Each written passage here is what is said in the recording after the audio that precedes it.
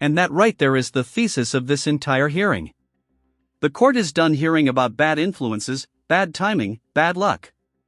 In this courtroom, if you're present, participating, and benefiting, you're responsible. No side characters. No excuses. One. There is also the footage from the inside of the car where both are detained, where she actually speaks to the other defendant without the cops being there, and she talks about how she was here and you had told her not to do this anymore. But I think that first video kind of sums everything up. All right, any evidence with regard to count one before I make my finding?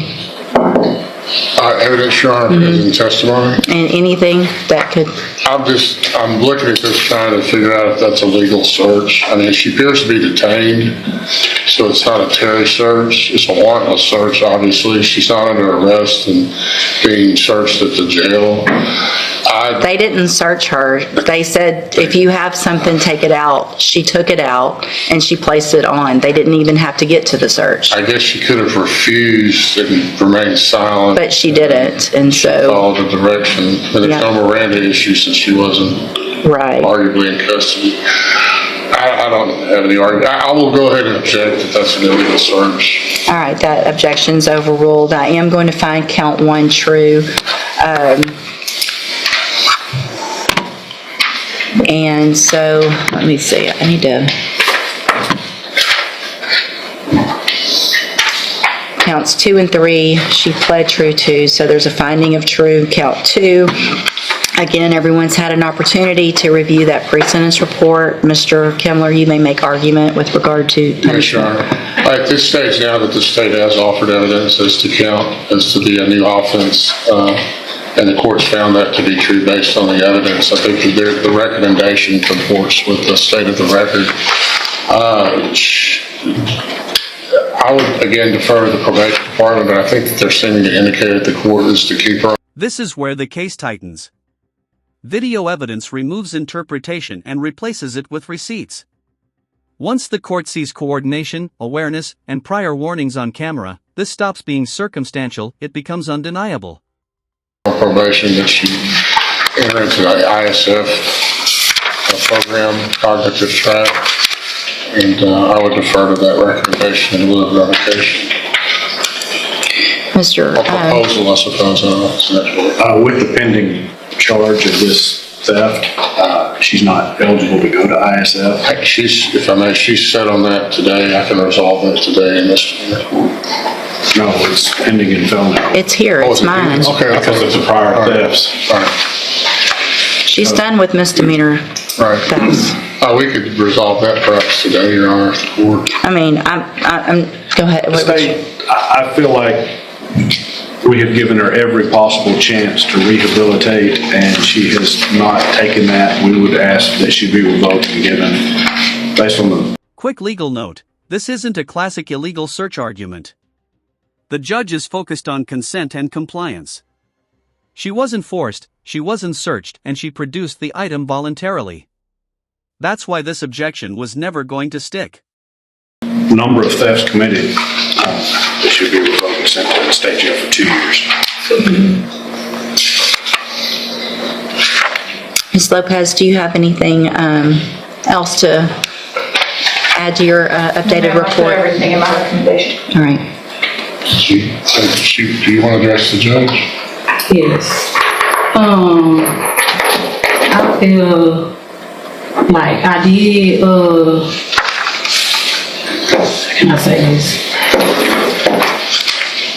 I feel like I can finish my probation off because of the simple fact, like, this is the longest I've been working with my kids besides when I did 8 months, but they was younger than me, and like I was younger, and like they understand what's going on.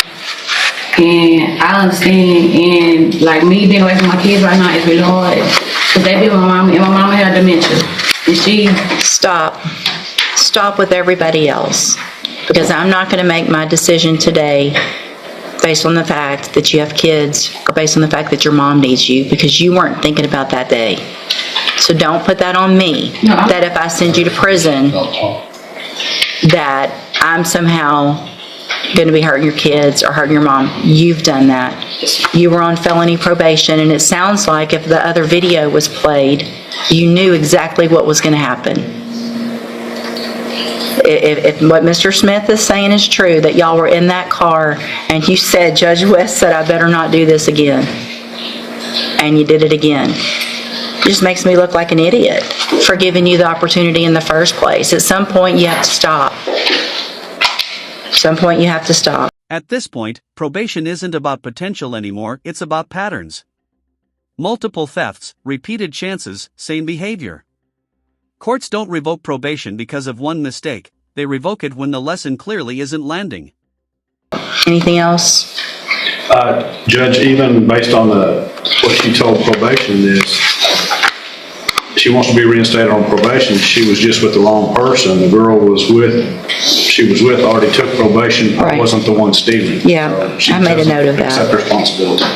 How is this my responsibility? You accept your responsibility now that we saw it on a video. You didn't accept your responsibility. You said you were with the wrong person. I'm going to tell you like I tell everybody else. You are the wrong person. She was with the wrong person. Y'all were with the wrong, you're all, if you're in there doing it, you. This is one of the hardest moments in any sentencing hearing. Family circumstances are real, but legally, they don't erase choices. Judges hear this every day, and what matters most is whether those responsibilities mattered before the violation.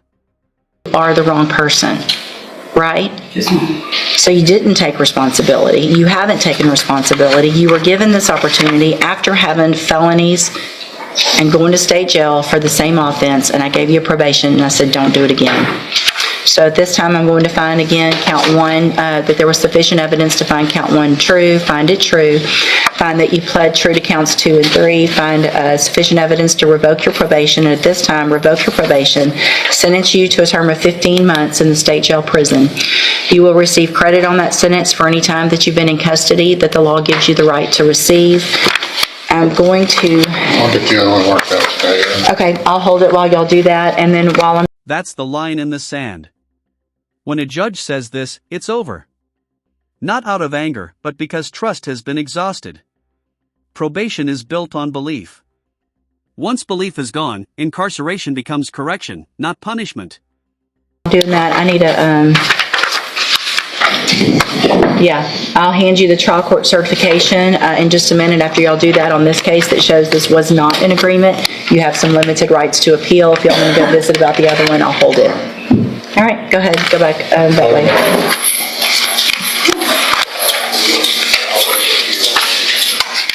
So here's the real question. How many chances are enough before accountability has to win? Drop your thoughts below, because this case sits right at that uncomfortable line.